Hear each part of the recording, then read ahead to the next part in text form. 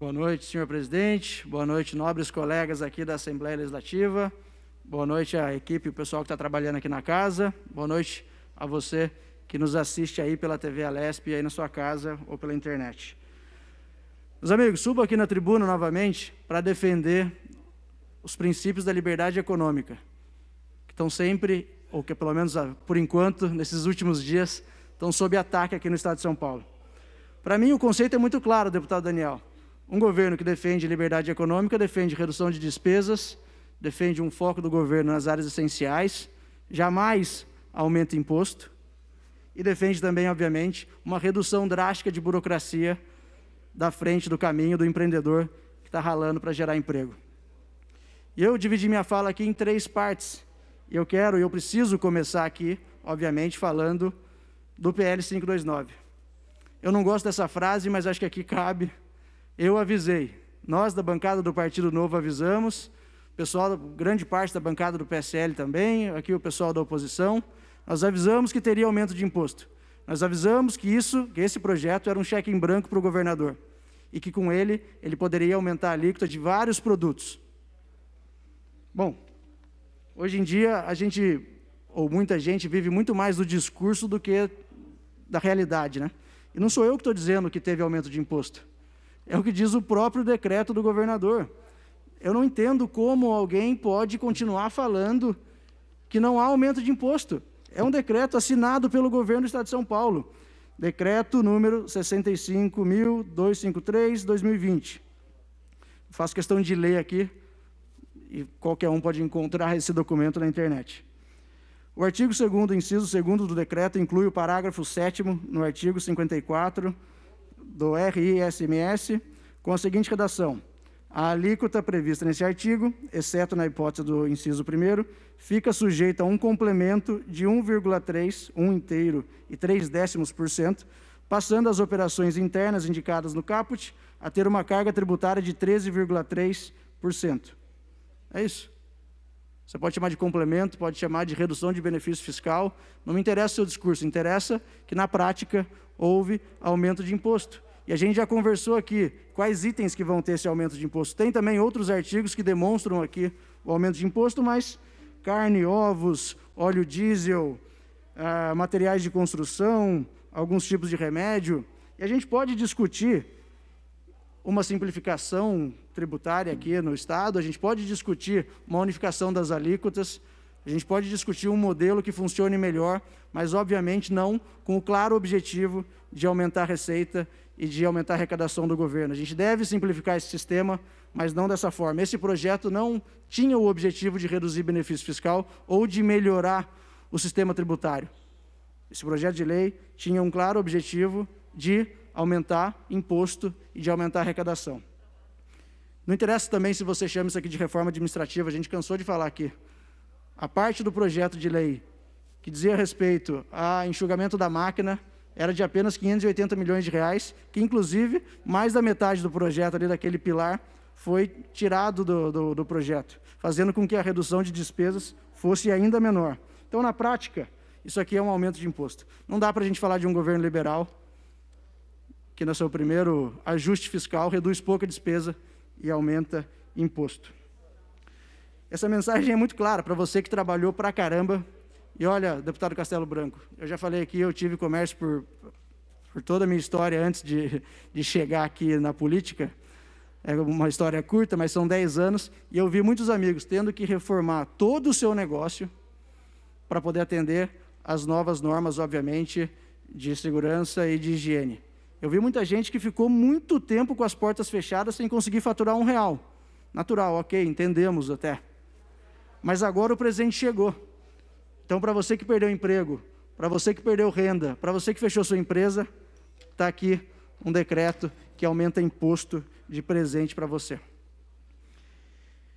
Eu não podia deixar passar, obviamente, de falar aqui hoje do veto ao Código de Defesa do Empreendedor, um projeto de autoria minha, do deputado Ricardo Melão e do deputado Itamar Borges, que trabalhava justamente para melhorar o ambiente de negócio. Não tem como a gente discutir desenvolvimento econômico se a gente não começar a pensar em como a gente vai tirar o Estado do caminho, do lombo do cidadão empreendedor, de quem está trabalhando, quem está gerando emprego. E olha que não era nem tão agressivo esse projeto de lei. E o pior de tudo, a justificativa, deputado Meca, do governador para o veto desse projeto, inclusive falou ontem num programa de rádio, é que esse projeto de lei era obsoleto, porque as normas já funcionavam na prática aqui no Estado, porque é um Estado liberal, porque é um governo liberal, isso, aquilo. Mas eu acho que o governador está longe da ponta, e isso atrapalha muito na hora que a gente vai fazer política pública. Eu queria aqui falar de 4 pontos simples do projeto do Código de Defesa do Empreendedor, e eu não queria falar com o governador, não queria falar com vocês nesse momento. Eu queria falar com aquela pessoa que trabalha, acorda cedo, 6 horas da manhã, para abrir sua lojinha lá. Me fala uma coisa, você não ia achar interessante se tivesse um projeto de lei que obrigasse uma análise de impacto regulatório? O que isso significa? Para cada nova lei, norma, regra que algum político fosse fazer, ele tivesse que demonstrar o impacto, que ele mostrasse por que aquilo é bom para a sociedade e não bom para o Estado? Essa era a cláusula da análise de impacto regulatório. Isso não existe hoje. Não dá para falar que já é assim. O segundo ponto é a fiscalização orientativa, deputado Castelo Branco. Eu não sei se o senhor já teve negócio, mas é muita burocracia e muita regra obsoleta, regra antiga. Como a gente não tem análise de impacto constante, tem muita regra dos anos bolinha, e isso atrapalha demais. E aí o empreendedor vive morrendo de medo de ser pego por alguma regra que ele descumpriu sem querer e tomar-lhe uma multa. Todo mundo já ouviu falar daqueles fiscais que criam dificuldade para vender facilidade. A cláusula da fiscalização orientativa garantia a primeira fiscalização sempre com orientação e um prazo para adequação, para que depois, aí sim, caso o empreendedor não fizesse, não se readequasse, aí sim tomasse a multa. Isso não ia dar uma segurança jurídica para quem está na ponta? É assim que acontece hoje? Te garanto que não. E essa aqui é a mensagem que vai para os meus colegas aí que trabalham na feira com pescado, para os colegas aí que têm restaurantes de comida japonesa, eles vão estar com essa um pouco mais à flor da pele. Não seria interessante se o governo, ao mudar o entendimento, uma regra, uma norma, tivesse um período de transição e que qualquer mudança não cobrasse retroativamente? Foi justamente o que aconteceu com o pessoal que lida com o ICMS diferido dos pescados no último ano. E é por isso justamente que a gente tem a cláusula da não surpresa no Código de Defesa do Empreendedor. Isso não seria bom para você, empreendedor? E por último, mas não menos importante, é a cláusula da licença provisória.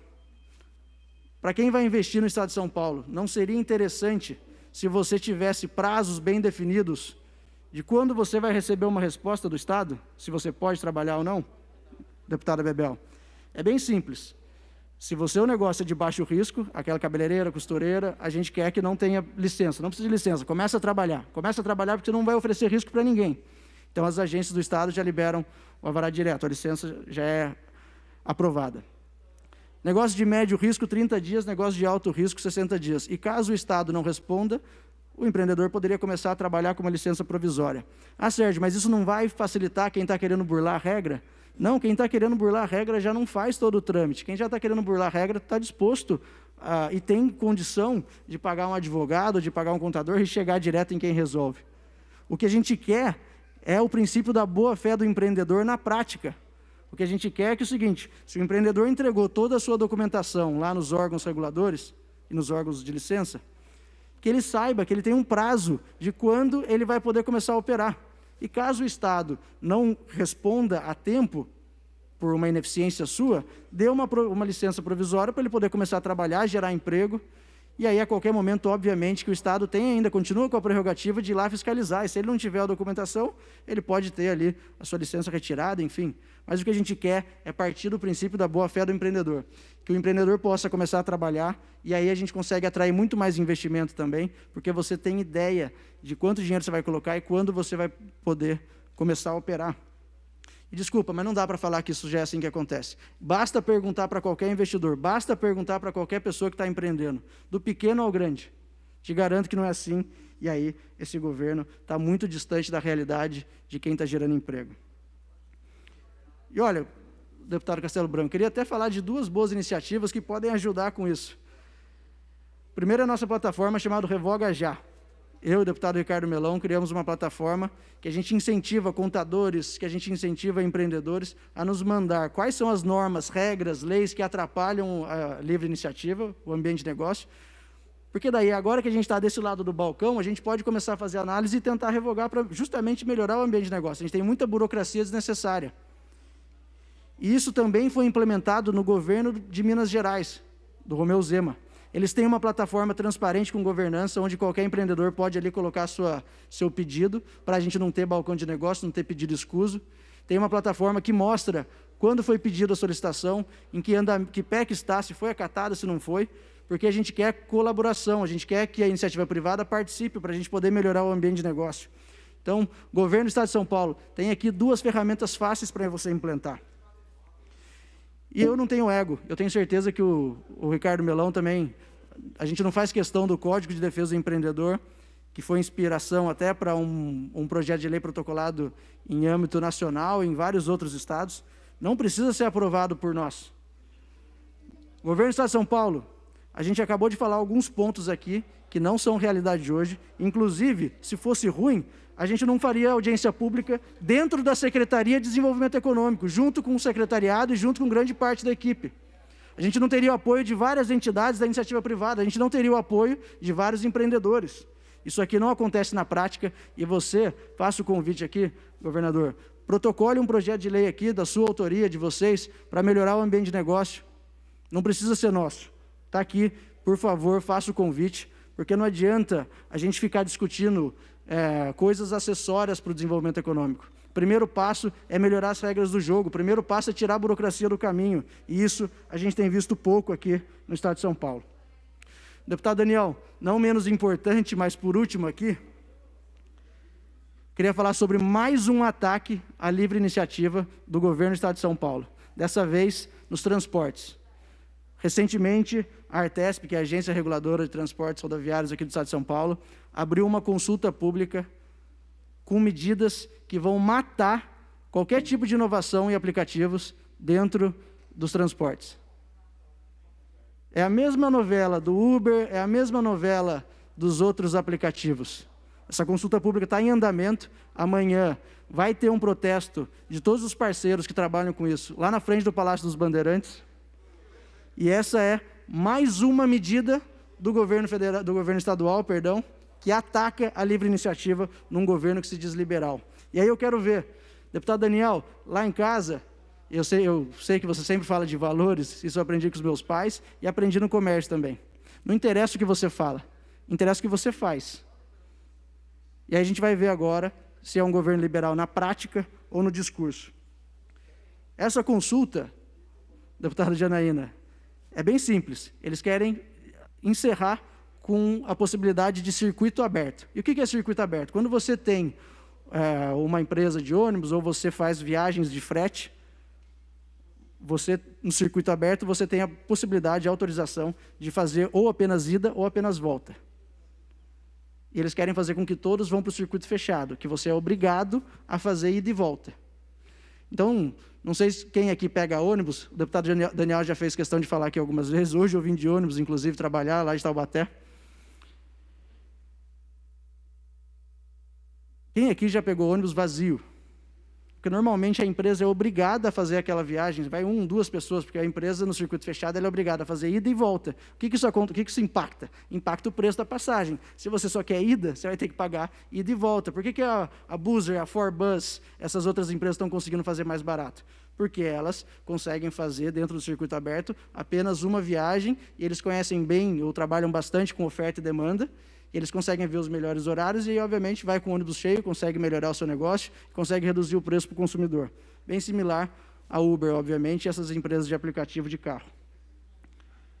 Se for barrado a possibilidade de circuito aberto, isso mata qualquer tipo de empresa de inovação, de tecnologia. E aí a gente vai falar de governo liberal de novo, que ataca diariamente possibilidade de inovação, que não desburocratiza, que veta projetos de lei por birra, justamente porque a gente trabalhou contra o projeto de lei 529, que aumentava o imposto.